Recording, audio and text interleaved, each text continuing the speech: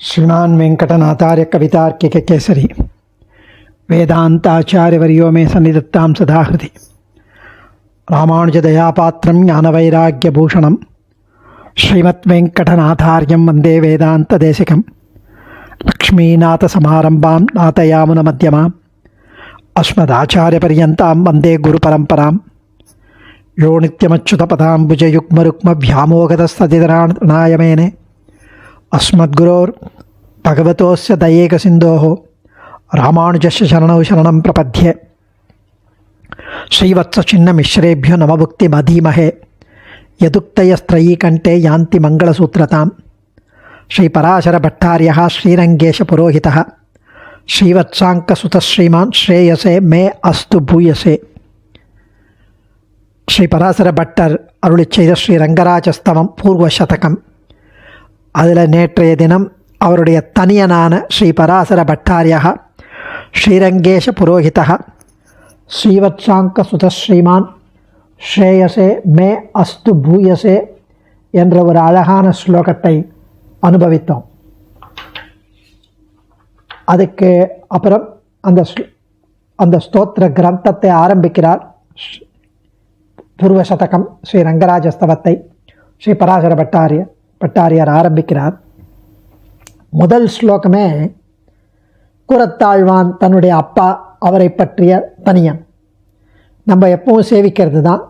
ஸ்ரீவத்ச சின்ன மிஸ்ரேபியோ நமபுக்திம் அதீமகே எதுக்தயஸ்திரயீ கண்டே யாந்தி மங்களசூத்திரதாம் என்கிற ஸ்லோகம். ரொம்ப ரொம்ப அழகான ஸ்லோகம். பட்டர் எழுதினதுன்னா கேட்கவே வேண்டாம். It's a gross understatement. அவ்வளவு அழகான ஸ்லோகம். அதாவது எவ்வளோ அர்த்த அனுபவம் பாருங்கள். அதாவது எந்த ஒருவரின் ஸ்ரீசுக்திகள், குரத்தாழ்வானுடைய ஸ்ரீசுக்திகளை பற்றி சொல்கிறார். எந்த ஒருவருடைய ஸ்ரீசுக்திகள் வேதம் என்ற பெண்ணின் கழுத்தில் திருமாங்கல்யமாக இருக்கிறதோ அப்படிப்பட்டவரான குரத்தாழ்வானிடம் நாம் நமகா என்று கூறுகிறோம், அவருக்கு நமஸ்கரிக்கிறோம் அப்படின்னு அர்த்தம். General brief meaning. அதாவது ராமாயணம் இருக்குது, ஸ்ரீமத் பாகவதம் இருக்குது, பலவிதமான ஸ்ரீசுக்திகள் இருக்குது.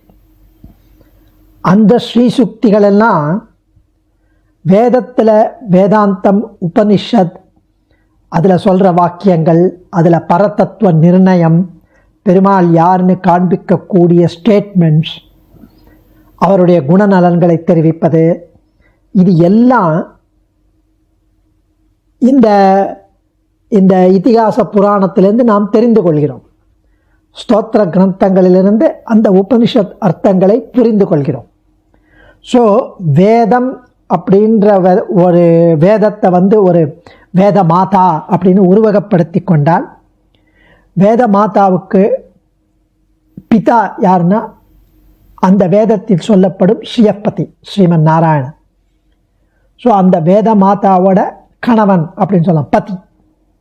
ஸோ வேத மாதா என்ற அந்த வேத மாதாவுக்கு அவளுடைய அந்த வேதவேத்ய பிரதிபாத்தியன், அந்த வேதத்தில் சொல்லப்படுபவன் அவன் யார் என்பதை கிறிஸ்டல் கிளியராக இவன் தான் ஒய்ஃப், அவன் தான் ஹஸ்பண்ட் அப்படின்னு சொல்கிறதுக்கு அடையாளம் அந்த திருமாங்கல்யம். ஸோ அவன் வளையல் போட்டுக்கிறதோ இல்லை மீதி விஷயங்கள், மீதி ஆபரணங்களை போட்டுக்கிறதோ அதெல்லாம் மீதி ஸ்ரீசுக்திகள். ராமாயணமாக எடுத்துக்கலாம், ஸ்ரீமத் பாகவதமாக எடுத்துக்கலாம், ஆழ்வார் கிரந்தங்கள் எடுத்துக்கலாம், எந்த ஸ்தோத்திரங்களை எடுத்துக்கலாம், எந்த இதிகாச புராணங்களை எடுத்துட்டாலும் அவையெல்லாம் அந்த வேத மாதா, அந்த உபனிஷத், அந்த வேதாந்தத்திற்கு, அப்படி அந்த மாதாவிற்கு ஆபரணங்கள் தானே தவிர திருமாங்கல்யமாகாது. எது திருமாங்கல்யமாகும் அப்படின்னா ஸ்ரீவத் சங்காச்சார், இந்த ஸ்ரீவத்ச சின்ன மிஸ்ரேபியர் அவருடைய ஸ்ரீசுக்திகள். அந்த பஞ்சஸ்தவம் எழுதினாரே, ஸ்ரீஸ்தவம், ஸ்ரீ வைகுண்டஸ்தவம், அதிமானுஷஸ்தவம், சுந்தரபாகுஸ்தவம், அப்புறம் மறந்து போச்சே வரதராஜஸ்தவம். 5 ஸ்தவங்கள். அந்த 5 ஸ்தவங்கள் அதுதான் கூரத்தாழ்வானுடைய ஒர்க்ஸ்.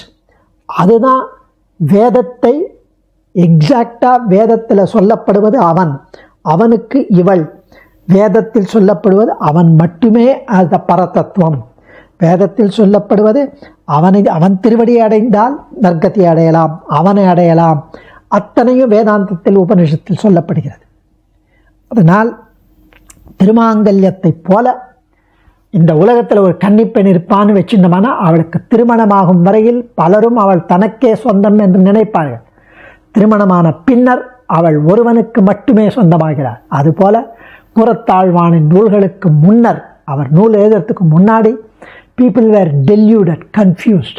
வேதம் என்ற பெண் தங்களையே போற்றுவதாக பல தெய்வங்களும் நினைச்சிருந்தது. இந்த நிலையில் உதித்த கூரத்தாழ்வானின் நூல்கள் ஸ்ரீயப்பதி அப்படின்னா வேதத்தில் சொல்லப்படுபவன் அப்படின்னு, அந்த வேதத்திற்கும் ஸ்ரீமன் நாராயணனுக்கும் இடையே உள்ள தொடர்பை அந்த திருமணம் நடத்தி வைத்து அந்த நூல்களே வேத பெண்ணின் கழுத்து தாலி போல நின்றது அப்படின்னு ஆழ்வானின் நூல்களுக்கு பிறகே வேதம் என்பது ஸ்ரீமன் நாராயணன் உடமையானது என்பது கருத்து. எதுக்தய எந்த ஆழ்வானின் திருவாக்குகள் திரையீ கண்டே வேத மாதாவின் கழுத்தில் மங்களசூத்திரதாம் மங்கள நூல் என்ற நிலையை யாந்தி அடைகின்றதோ அத்தகைய ஸ்ரீவத்ச சின்ன மிஸ்ரேபியா ஸ்ரீவத்சாங்க மிஸ்ரர் என்ற திருநாமமுடைய மகா பண்டிதரான ஸ்ரீ கூரத்தாழ்வான் பொருட்டு நமவுக்தி அதீமகே, நமவுக்தி நமக வணக்கம் என்ற சொல்லை அதீமகே வேதத்தை போல் நாமும் ஓதுகிறோம் என்கிறார் சுவாமி. ஸோ ரொம்ப அழகாக ஆழ்வான் ஸ்ரீசுக்திகள் அமைந்துள்ளன. ஒரு பெண் வாழ்வதற்கு மாங்கல்ய சூத்திரம் திருமாங்கல்யம் எப்படி ஆதாரமோ அதுபோல ஆழ்வான் ஸ்ரீசுக்திகள் அமைந்துள்ளன.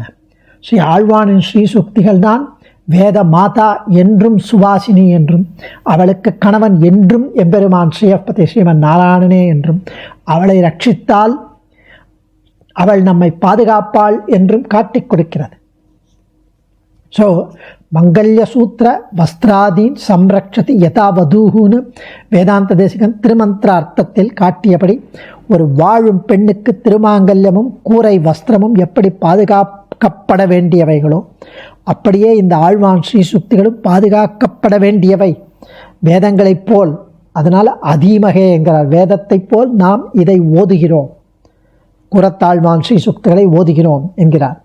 ததுக்தி மாத்திரம் மந்த்ராக்ரியம் என்று வச்சனம் காட்டுகிறது. அதாவது நாராயணைக்க நிஷ்டரான பரமபாகவதர்கள் திருவாக்குகள் யாவும் உயர்ந்த மந்திரங்களைப் போல் மதிக்க வேண்டும் என்பது இங்கு பொருள். உயர்ந்த பரமபாகவதோத்தமர்களுடைய வாக்கியம் திருவாக்குகள் நாராயணைக்க நிஷ்டரான பரமைகாந்திகளான அவர்களுடைய சொற்களே உயர்ந்த மந்திரங்களைப் போல மதிக்க வேண்டும். மந்திரங்களை எப்படி குருமுகமாய் உபதேசம் பெற்று ஜப பாராயணங்களை செய்கிறோமோ அப்படி மகனீயர்களின் ஸ்ரீசுக்திகளுக்கும் அந்த பெருமை உண்டு. ஆனபடியால் மந்திரத்தை அத்தியனம் செய்து பெற்று வருவது போல ஆழ்வானின் திருவாக்குகளும் உயர்ந்தவை என்பது போல இங்கு அப்படியே அர்த்தமாகும். திரு அஷ்டாட்சரத்தின் நடுவில் உள்ள நமகா என்ற சொல் சாரமானது. கரும்பில் வேர்பற்றும் தலையாடையும் கழித்தால் நடுவுள்ள பாகம் சாரமாவது போல் என்கிறார் சுவாமி தேசிகன். அதுபோல நமகா என்பதை சமர்ப்பிப்பதே சாரம். ஸோ இந்த ஸ்லோகம் ஸ்ரீ பராசர பட்டர் அருளிய ஸ்ரீ ரங்கராஜஸ்தவத்தின் தொடக்கத்தில் இருக்கு. அதையே தனியனாகவும் கொள்ளலாம். மிஸ்ரகா சர்வதந்திர நிஷ்ணாதகா என்றனர் மீமாம்சகர்கள். அதாவது 5 வகையான ஸ்தோத்திரங்களை பஞ்சஸ்தவம் என்று அருளியது மட்டுமில்லாமல், அதுதான் நமக்கு இப்போ தெரிஞ்சுது, பஞ்சஸ்தவம் தான் நமக்கிட்ட இருக்கிறது. ஆனால் ஆழ்வான் மீதி நிறைய பண்ணியிருக்காராம், எல்லாம் லுப்தங்கள், லாஸ்ட் ஆயிடுது. ஒன்று புருஷ சுத்த பாஷ்யம்னு ஒன்று பண்ணியிருக்கார். எங்கள் ஆழ்வான் என்கிற ஸ்ரீ விஷ்ணு சித்தர் ஒரு வாக்கியத்தை ஸ்ரீ விஷ்ணு புராணத்து உரையாக ஸ்ரீ விஷ்ணு சித்தியத்தில் எடுத்து காட்டியுள்ளார். இந்நாளில் அது கிடைக்காது.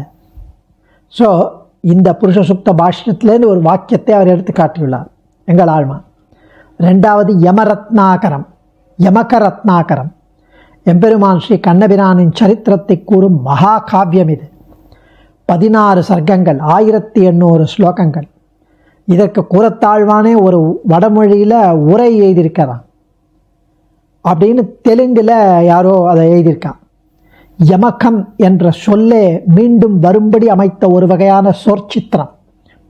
வந்த சொல்லே மீண்டும் வரும்படி அமைந்த ஒரு வகை சொல் சித்திரம். அது மிகவும் கடினமானது. அவ்வளவு கவி நயம் படைத்தவர் அவர். உரை இல்லாமல் பொருளே கொள்ள முடியாது, வியாக்கியானம் இல்லாமல். அதனால் கூறத்தாழ்வானே உரை எழுதியிருக்கார். பட்டி காவியம், ராவணார்ஜுனியம் என்று முதலானவைகளை போன்றது இது. வியாக்கரணம், நிகண்டு, கோஷங்கள் முதலியனவற்றின் உதவி இல்லாமல் பொருளே வராது. தெலுங்கு பாஷையில் ஒவ்வொரு ஸ்லோகத்திற்கும் சாரமும் காட்டியுள்ளனர். இதுக்கு இந்த யமகரத்னாகரத்தை அப்பைய தீட்சிதர்னு ஒரு அத்வைத்தி வேதாந்த தேசிகனோட யாதவாபியுதயத்துக்கு தாம் அருளிய வடமொழி வியாக்கியானத்தில் ஒரு இடத்தில் எடுத்து காட்டியுள்ளார். ஆனால் அது இன்னைக்கு இல்லை. இப்படி பிரசித்தமாக அந்த காலத்தில் இருந்தாலும் கூறத்தாழ்வான் வம்சத்தில் வந்த பிற்காலத்தைச் சேர்ந்த ஸ்ரீவத்சாங்க மிஸ்ரர் என்ற பெயருள்ள ஸ்ரீ மகனியர் எழுதப்பட்ட காவியம் அப்படின்னு சில பேர் சொல்வார். ஸோ இப்படி ரொம்ப அழகான ஸ்லோகங்கள் எழுதினவர். மூணாவது, ஸ்ரீ பராசர பட்டர் பகவத்குண தர்ப்பணத்தில் அவிஜ்ஞாதா என்ற சகஸ்ரநாம திருநாமத்தை விளக்கும் போது எழுதுகிறார்.